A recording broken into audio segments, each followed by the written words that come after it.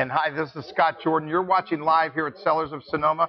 We're tasting the T.R. Elliott wines. I've got Ted Elliott here, winemaker, owner.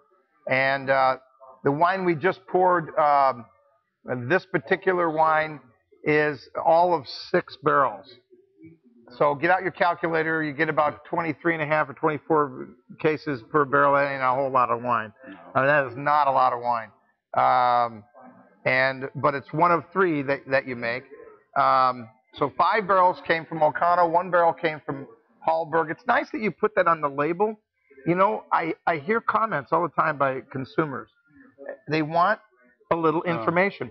And what a lot of winemakers do and wineries do, they put a whole bunch of fluffy, fun little, you know what I mean? Yeah. And it doesn't tell them anything about location, aging, those kind of things. And it's kind of nice to have that because this makes this a unique wine because of its the small production. Right. I mean, in the wine world, 6 barrels is nothing. KJ throws that much away when that they spill. Yeah. So, so tell us about the Burgonet. Burgonet is we started the conversation at the bottom of the hill with a very feminine light wine. When we moved up to the top of the hill, the soil changed. Again, I think the farming side of this, for Pinot at any rate, at the end of Pinot that I know the best, the most important things are the weather and the climate and the soil. At the top of the hill, the topsoil is washed off, gone down to the sides and the bottom. And what's exposed there is a lot of rock and some clays. And those tend to work. The root structure hits that first, and the root structure picks up different kinds of characteristics from clay and rocks. And it also on the top of the hill and also a little westerly slope tends to be a little bit warmer. So this wine generally at that location you'd expect a little bit more, a little bit stronger wine. Doesn't always happen that way, but that would be the expectation. And the second part about this is that this clone is all Pommard. Mm-hmm. And Pommard clone is Pommard is a region in France just south of Beaune, and it's known for a certain style. And it's known, the Pommard region, if they were to compete with a region outside of Burgundy, it would be Bordeaux. And that's because the Pommard grown in France tends to be a little bit more tannic and a little bit richer. So what I was hoping to create here with this single expression, and as Scott said, it's primarily one location and one vineyard, is a counterpoint to the first wine. Mm-hmm. And they're different today because we have 2 different vintages, but generally speaking, they'll be counterpoints. So we hope to have, in this case, maybe a wine that can often be paired with a richer dish. Here, the first wine we had, you could sip that all day long and just have a great time or have a lighter dish. This wine should have a little stronger finish. It's a bigger wine of the 3, no doubt. Yeah, now so. let me answer the question that I asked before our break. The question was, which of these red grapes is known for its tannic structure? Wines with taste of chocolate, black currants, that's the hint, and tobacco. A, Cabernet Sauvignon, B, Merlot, C, Grenache, D, Zinfandel. The answer to that, Cabernet Sauvignon. Black currants. Anytime you have black currants, you got to have cabs in there somewhere. Yeah, that's right. It's the answer to that. That was an easy one. That was Cabernet Sauvignon. So, so 3. 2 of these are 07s.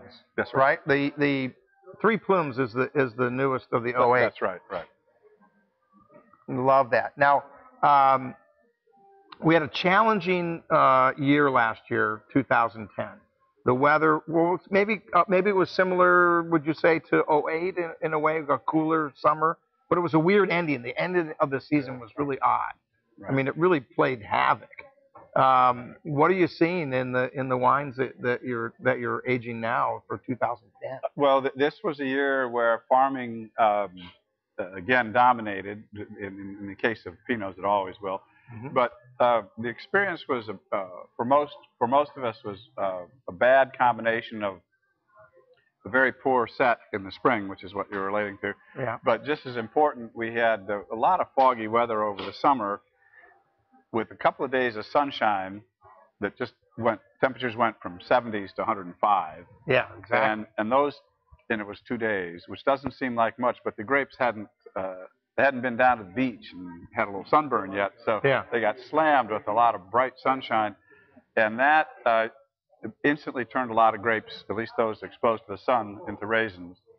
But even worse than that, and something that none of us had experienced, is that damage went inside the wood, inside the stems, and killed all of the vines, or something. Really? It's called necrosis. Wow. So the vines that turned to raisins, you thought, well, that was the end of it.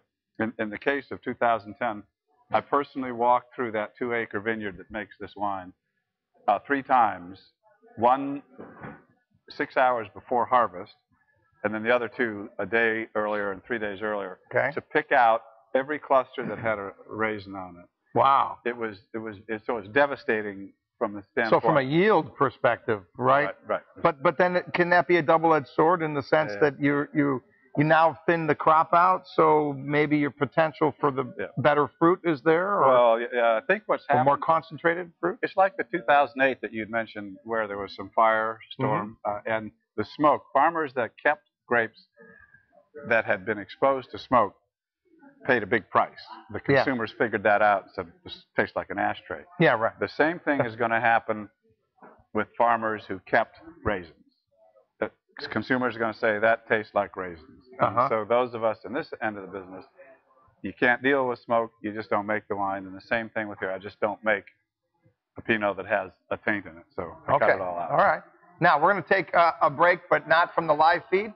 I'm going to ask a question. We'll answer it on the backside. Which of the following likely describes a wine made from Cabernet Franc grapes? Green peppers, vegetable, plum. B is plum, jam, and citrus. C is vanilla and butter. D is grapefruit and butterscotch. So we'll answer that. We'll be right back. Those of you watching live, we're going to